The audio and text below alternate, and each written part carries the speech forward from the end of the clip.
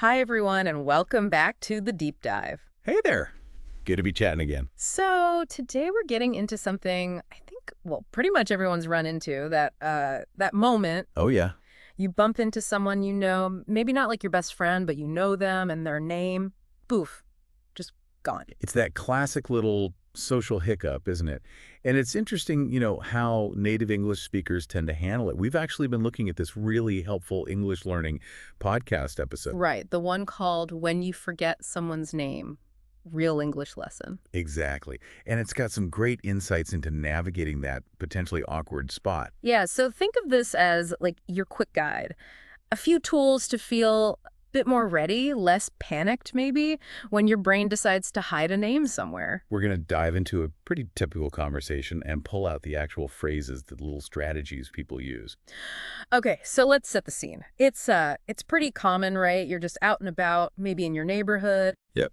And you see someone, they look familiar. In the example, it's Nick and Anna. They met briefly before at a conference or something. So they run into each other again. They do the usual pleasantries. Hi, how are you? Maybe, nice day, something easy. Just that light surface level chat. And Nick, he's trying to be on the ball, offers his business card to reconnect later, thinking, smooth move. Uh-huh. Making that connection. But then it hits him. He absolutely cannot pull her name out of his memory.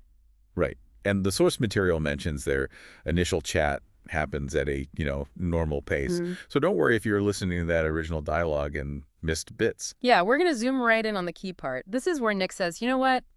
This is really embarrassing, but your name has just slipped my mind. Can you remind me? And Anna's response is just perfect, really. She goes, sure. I'm Anna Faris. Don't worry, it happens to me all the time. I am terrible with names, too. That exchange right there, that's gold. It's direct, but also softened with that mutual admission of, hey, I do this too. Exactly. It diffuses the awkwardness immediately. Good. Okay, so let's pull out some useful bits of language from that. First up, Nick says he's in a bit of a hurry. Ah, yes. That's a classic. Such a common way to say, I'm in a rush or I haven't got much time right now. It's polite, isn't it? Signals you can't have a long chat without being rude. Precisely. And the source gave some other examples like, oh yeah, like asking a taxi, can you drive faster? I'm in a bit of a hurry.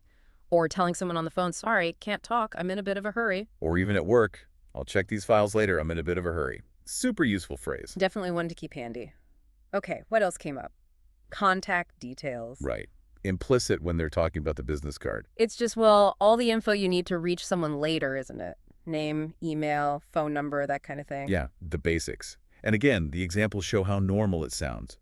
Here's my card with all my contact details. Simple. Or asking, I don't have your contact details, can you email me? Or even just noting, let me save your contact details in my phone. It's just standard stuff for connecting later. Okay, now the big one for today. The phrase Nick uses, slipped my mind. Yes. Your name has just slipped my mind. It's gentler somehow than I forgot. It is, isn't it? It almost sounds like it wasn't your fault, like the name just, well, slipped away. Exactly. It kind of externalizes it a bit, makes it sound less like a personal failing. And we use it all the time for other things too, right? The source mentioned, sorry, replying to your email slipped my mind. Yep. Or the classic, your birthday, oh no, it completely slipped my mind. We've all been there. Uh-huh. Or, oops, the meeting slipped my mind this morning. It just lands softer than a flat. I forgot. Definitely takes the edge off. Now let's flip to Anna's side. She says, I'm terrible with names too. Ah, such a good move. That phrase, terrible with, it's just a great way to admit you're not good at something, and it builds instant rapport here. Totally. It says, hey, you're not alone. I struggle with this too, which makes Nick feel way less embarrassed. And you can use terrible with for anything, really. Like the example, I'm terrible with numbers, can't do math. Or she's terrible with directions, always getting lost. Yeah. Very relatable for some of us. Guilty. And obviously, I'm terrible with names. I forget them easily. It just normalizes the whole situation beautifully. It really does. Okay, so moving on slightly, just in terms of sounding natural in these casual chats. Ah, yeah, the how are you alternative. Right. Instead of the maybe slightly more formal, how are you? This source points out how common how's it going is. Yeah, it feels much more casual, friendly, perfect for bumping into an acquaintance like Nick and Anna. Keeps things light. Exactly. Sets a relaxed tone right away. Now, just to underline how incredibly common forgetting names is, the source shared a funny little story. about a guy named Jack. Oh, yeah. Apparently, Jack forgot his own cousin's name at a family reunion. Wow. Okay, that makes me feel better about my own occasional blanks. Right. If it can happen with family, it shows how universal it is.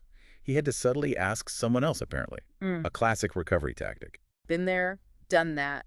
And then there was Emma's tip, more for like business situations. Yeah, Emma's strategy, if she blanks on a name in a meeting or something, is to ask for a business card Yeah. or their email address. Oh, that's smart. Very smooth. It is, isn't it? Ah. Because it gives you the name in writing, avoids the direct admission, and gives you a reason to connect later. Really practical. Definitely filing that one away.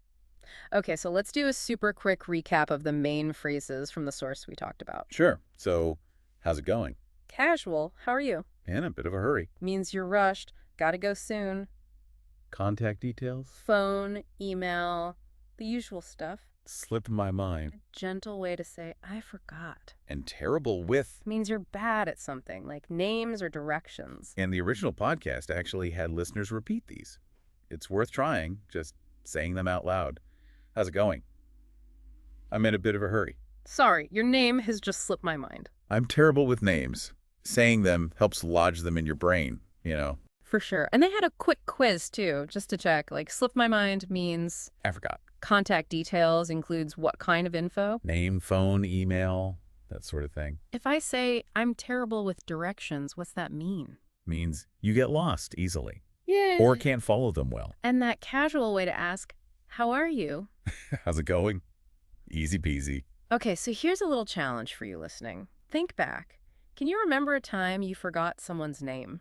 Yeah, just take a second. Picture the situation. What did you do? Did you use one of these phrases or something else? How did it work out? Just a quick mental replay. It's useful to reflect on that. The source also tossed in a few extra vocab words, maybe for more advanced learners, like acquaintance. Right. That's someone you know, but not like a close friend. Yeah. Maybe from work or a hobby. He's just an acquaintance. Then recognize. It means you remember seeing someone, you know who they are visually.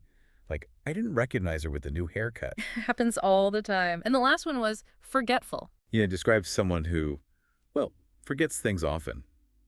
My grandpa's getting a bit forgetful. An adjective. Got it. So wrapping this up then, I think the main thing is don't beat yourself up about forgetting names. Absolutely. It's super normal. It happens to everyone. Having these kinds of phrases, these little strategies, just helps you handle it smoothly when it does happen. Yeah, knowing you can just say, oh, it slipped my mind, or I'm terrible with names, takes a lot of the pressure off, doesn't it? It really does.